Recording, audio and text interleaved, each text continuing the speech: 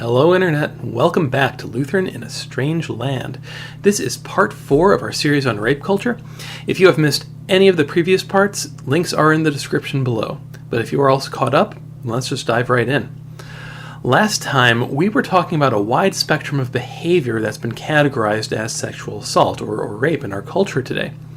And towards the end, we pinpointed this growing number of hard cases or gray areas that fall in between rape as it's traditionally understood on one hand, and then unwanted sexual contact on the other hand. And it's really that gray middle area where we can conceivably be said to have a broad rape culture in the United States, where that kind of behavior is permitted or encouraged. But when you look at it closely, what you find is that rape culture is really identical with hookup culture. Again, not that rape is the same thing as hooking up, but that the culture which produces one produces the other. It's the same culture that produces both. And that is why this time we're going to take a hard look at hookup culture. So what is it? What is hookup culture? Currently, it's perhaps the predominant coupling strategy among young Americans, and it revolves around the idea of no strings attached sex with strangers and acquaintances. And for people who haven't really been involved in that to understand it, it really helps to look at the history of it a little bit, because this strikes older folks as pretty alien. Very strange, very peculiar, but it's really not, or at least it's not as weird as it seems at first, given our history. You see, you go back far enough, and this is over 100 years ago at this point, but you go back far enough and you'd find that young men and young women would court. Courtship was the predominant coupling strategy. And that means that basically the man would declare interest in a woman as a possible marriage candidate and seek permission from her parents to court her. And he, of course, would not do this out of the blue, right? I mean, she would generally give some indication of interest before he would even begin, or perhaps the family would give some indication of interest. But in any case, he would seek permission, and if it were granted, and if the woman were interested, then the two would spend supervised time together, usually on the woman's terms in her family home. And if things went well, then the man would fairly quickly decide whether he wanted to propose marriage, and the woman would quickly decide whether she wanted to say yes. And if all parties, including the parents, were in agreement, then the couple would proceed fairly quickly to marriage. Now, courtship eventually morphed into dating, and I believe it's in the 1920s, in America at least, where courtship really faded away and dating almost entirely took over. And the difference here is in dating, well, it's similar and it's different, because the man would ask the woman out on a date, and if she said yes, well then they would go on to spend unsupervised time together, in public or in private. And if both parties were amenable, if the date went well, then they would continue to go on dates, and if it continued to go well, they would eventually become exclusive. That is, they would agree that they would only date each other for the time being. Going steady, as it was called back in the day. And if things continued to go well, then the man would propose marriage eventually. And if the woman accepts, then they would spend some time together as engaged. And then eventually they would go on to marry. And dating, that was what would be considered normal for most people my age and older. So that's what a lot of people grew up with. That's how they met their significant other, and that is what's just normal for them. But the thing is, dating was really just a transitional phase. It was never going to be a stable coupling strategy. And that's for a number of reasons, but the big one is the lack of parental involvement when it comes to dating.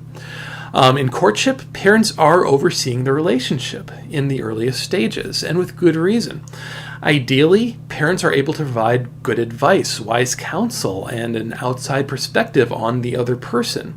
Because when you're in a relationship yourself, especially if it's on the more romantic side, it can be really hard to look at the other person objectively, and parents would be able to give additional insight. Secondly, the big question on these relationships was really, will this person make a good wife and a good mother? Or will this man make a good husband and a good father? It was more about answering that question than it was about being in love. The thinking was generally that if you pair up two good candidates with each other, then love will eventually blossom out of that marriage relationship. It'll eventually become romantic. Whereas today, we really do that in the opposite direction. Today, being in love is really seen as a prerequisite for marriage. You have to be absolutely certain that you're really, truly, genuinely in love before you can even consider marrying a person. And of course, on the other end of things, you're already married, and well, maybe you're not really genuinely, super, absolutely convinced that you are in love anymore. Well, then you have to end the relationship. That's the other side of that. But back in the day, it's not the case. It was more about, is it a good match? Can these two people make a family together and work well together towards that common end? So that's a huge difference. And of course, there was an expectation that if the answers to the questions were no, this is not a good couple, the parents could step in and end that relationship. And at that point, either the relationship would end and the children would submit to their parents, or the relationship would become illicit. That is, the two would have to meet each other on the down low. And if you go that latter path, there would usually be some kind of hefty social consequences to doing that. Your reputation would take a hit if it came out that that's what you were doing. And dating really changed all these things about coupling. It removed parental permission, it removed supervision, it removed guidance. Not all at once. I mean, this took a few generations to change, but eventually all of that parental involvement was almost completely removed. The dates themselves, your outings, would become entirely unsupervised. They would become private eventually. And parents had less and less input on who would make a good wife or who would make a good husband for their child. And these relationships were much less oriented towards marriage and family, and much more oriented towards having fun and enjoying one another's company, because that's really the best way of figuring out whether you're really, truly in love. So what you ended up with was young men and young women choosing each other based on attraction, mutual attraction and sexual chemistry. And once you've picked someone that you're really, really attracted to, then you spend lots of time alone together with that person for the purposes of having fun and for exploring your romantic feelings. And, well, gee, I wonder what sorts of things people are going to end up doing in a situation like that. So yeah, I mean, sex became just a normal part of dating in our culture. It couldn't help but become a normal part of dating given those kinds of circumstances. It's such basic human nature that there was really never another possible outcome to that. And yeah, hindsight's 20/20, but I mean, the ball was severely dropped by previous generations when it came to changing all of these customs and rituals in our culture. But once sex becomes a normal part of dating, it also has become an expected part of dating, which is to say that if you start dating somebody, it's really only a matter of time before you start having sex with that person, as long as the relationship lasts long enough. And, people will debate how long that is. Should you only have sex after you start going steady? Or maybe you should only have sex after you're sure that you truly love each other. Or maybe after 6 months. As long as your relationship lasts 6 months, then it's okay to start having sex. Or really maybe it's after the third date. If it's after the third date, it's fine. Or maybe it's after the first date. You can do it on the first date if you really want to, if it goes really well, and so forth. People will draw the line in all sorts of different places. But wherever you draw that line, wherever you land on that question, it remains, it's only a matter of time and interest. And naturally, that time just kept on shortening. Because why wait? Everybody knows where this is going anyway, so why put it off any longer? And just as naturally, when you start doing that, your conscience starts speaking up and it starts telling you that, wait a second, you're not supposed to be doing this. This isn't what I was taught. It's not what you're supposed to be doing. And when that happens, a person really has two choices. If your conscience says you're wrong, you either repent, which is to say you admit that, yeah, I am wrong, and you turn away from it, you start doing something else. Or else you rationalize, you justify to yourself why what you're doing, yeah, your conscience says it's wrong, but it's really right. It's just a hang-up you have. You rationalize it away, you justify yourself. And sex is, of course, a very, very strong incentive to rationalize rather than to repent. And so our culture started coming up with all sorts of rationalizations as to why it's totally okay to be doing what you were already doing anyway. And that is where the sexual revolution comes in. And so sexual morality just started being deliberately torn down in order to accommodate and facilitate this expectation of sex in dating, to make it as normal as possible, and to quiet our consciences as much as possible. So the question then becomes, okay, if that's where dating came from, what happened to dating? Why is this transitioning to hooking up? And here's the problem. There is a part of our nature that in our false piety we just don't like to acknowledge. And this has always been true of humanity. And that's that people will generally get married because they want to have sex. And it's not the only reason people get married, of course, but it's the visceral motivator. It's kind of like how hunger is why you eat. That's your motivation for eating. There are lots of good reasons to eat. Nutrition, staying alive. I mean, eating's pretty important. There's lots of good reasons for it. But hunger is really why you eat. It's why you get around to it. It's why you eat now instead of later on when you have more time. That's why God gave us hunger in the first place, so that we would eat regularly. And what you'll find is that when people get sick, or if they're older and infirm and you start losing your appetite, it's actually very, very hard to get them to eat enough, even if they know it's a good idea, even if they know that, I need to eat enough to get healthy or to get better. It's really hard to do that enough without hunger in order to move you along the way. And it's very, very similar when it comes to marriage, because there are lots of good reasons to get married, and there are lots of good things coming out of marriage besides just having sex. But at the end of the day, the sex drive is generally what makes it happen sooner rather than later. It's why you don't just do it whenever you get around to it. And there's nothing wrong with that. And that's when the hang-ups, that's why I called it a false piety. There's nothing wrong with getting married in order to have sex. On the contrary, that's actually Paul's instructions in 1 Corinthians. If you're struggling with sexual temptation, Paul's instructions, get married. And your wife or your husband can help you with that because they can help satisfy your sex drive. That's okay. That's how we're designed. And chivalry is really wrong on this one, and it's one of the reasons that conservatives need to get over their love affair with chivalry. Now, in functional civilizations, marriage had been really the only practical and socially acceptable way of having regular access to sex, at least for most people. And so you had all these pathways towards marriage. And there have always been exceptions to that, of course. Human societies have never been particularly chaste. But at the same time, marriage has generally been the acknowledged norm. If you're doing anything other than marriage, it had to be done in the shadows. You had to hide it. Or maybe it was only reserved for the aristocracy or those in courtly love and whatnot. Only certain classes of people could eschew the normalcy of marriage. But then in the 20th century, with the transition from courtship into dating, what we had is now suddenly dating becomes this alternative, socially acceptable way to have regular access to sex. And dating is easier than marriage. It's a lot easier than getting marriage. And sexual morality had already been gutted in order to facilitate sex within dating and outside of marriage.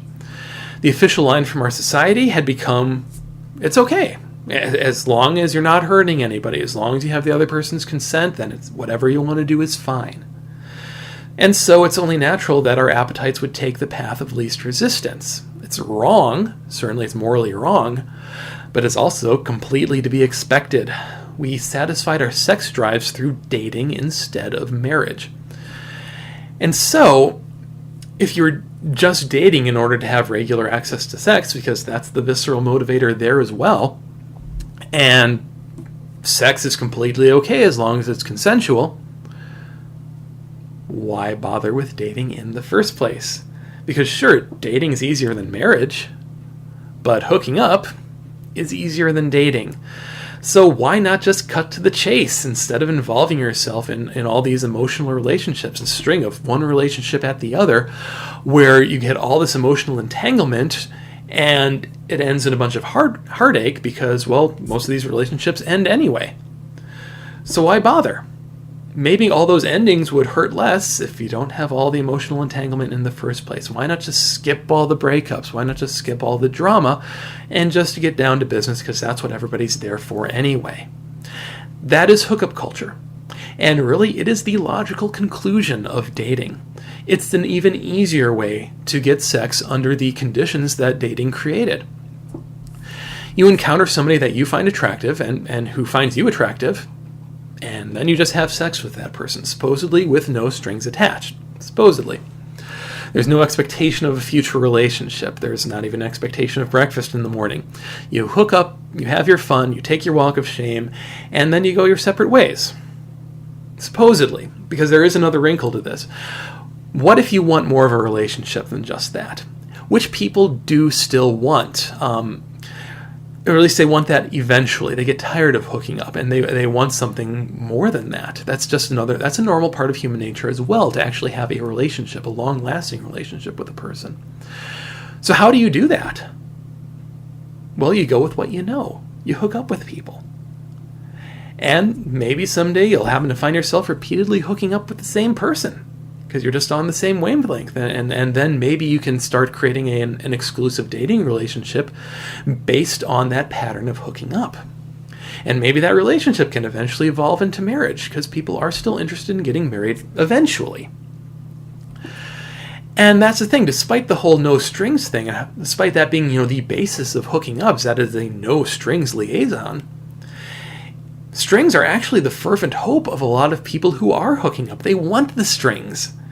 They want the thing to end in a real relationship eventually. The problem is that it's not usually the fervent hope of both people in the same hookup at the same time with each other. Which means that hooking up, it does end up being used as a coupling strategy. It's just a really, really terrible coupling strategy because it has such a low likelihood of actually producing a relationship out of it. And hooking up really became the norm on college campuses. That's where it really first began, mainly because that's where it's easiest to live that way, because when you're in college, you're usually in college on somebody else's dime. Maybe your parents are paying for it, maybe the government's paying for it, maybe the school is paying for it in the form of scholarships, or maybe just future you is paying for it in the form of student loans. But in any case, you have a lot of freedom without a whole lot of responsibility, and so you have just a lot more liberty, which means you can afford to be a lot more libertine in the way that you live your life. But once it becomes the norm in college campuses, it also starts becoming the norm outside of there as well, because the people who get used to it in college, well, they take it with them outside of college. They don't have anything else to do. They don't have another way of relating to people. That's how they learned to interact with the opposite sex. And so they go with what they know after they graduate, and they continue hooking up. And also means it starts bleeding out from college earlier into high school, and even younger these days, because, well, it's normal for kids in high school to want to be like kids in college. That's the thing, you're always looking at the people who are a few years older than you, because they're the ones who are more mature, they're more worldly, and you want to become more mature, you want to become more worldly, and so you start behaving the way that you see them behaving. And so hooking up starts becoming a lot more common in high school as well. And this whole transition from dating into hookup culture, where this started becoming the norm, that really happened pretty quickly, and it happened relatively recently as well. I graduated college about 16 years ago at this point, and back then, hookup culture was there, it existed, but it was just one social option among a lot of other social options. I mean, if you were in the Greek system, if you were in a fraternity or a sorority, hooking up was pretty normal in that subculture. And in some other places as well. If you were in the art department or the drama department, I mean, hooking up was huge there because, people in the drama department, they like drama. That's just how that works. But Other groups outside of those subcultures, they would still look for the usual serially monogamous dating relationships. So that was normal still, even though hookup culture was there and was gaining in popularity. But it really wasn't that much longer until it went from being common to becoming the norm. That is where you gain the attitude that that's what everybody does. And once you get that attitude of, well, that's what everybody does, that's when it transitions from something that's common to something that is normal, something that it sets the pattern for what's expected of you. And in many respects, hooking up has become expected. It's something you're supposed to live up to. It's part of the college experience, and if you don't take part in that, well, you're missing out. You're squandering the best days of your life and not taking advantage of all these opportunities that are right in front of you. So there is a lot of peer pressure and there's a lot of social pressure involved in hooking up. And a lot of people who are adamantly maintaining that it's awesome, hooking up is the best thing ever. But not everywhere.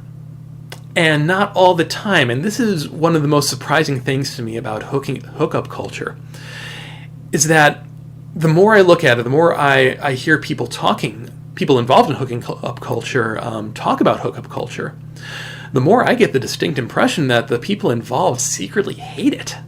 That as much as they say, oh, it's great, at the same time, they really don't want to be involved in it. They're involved in it and trying to enjoy it because that's what's there, but I get a stronger and stronger sense that they're really looking for something else. And that is where we are going to pick up with next time. So please like, comment, subscribe, share, and so forth. And join us next week, or next time, when we talk about the misery of hookup culture.